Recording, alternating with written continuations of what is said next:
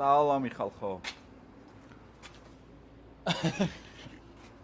როგორც იქნა მოვიდა კაი ამინი და სეზონისთვის ყავს მოტოციკლეტები მოსამზადებელი 1 2 ელი რამე გვაქვს რასაყენებელი. სოსო უკვე საქმეშია.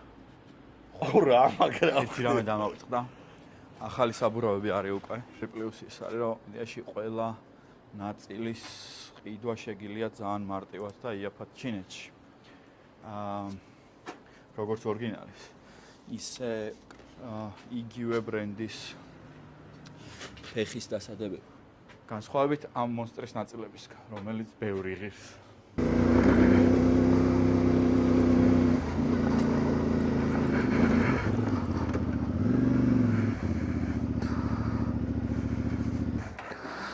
კაია.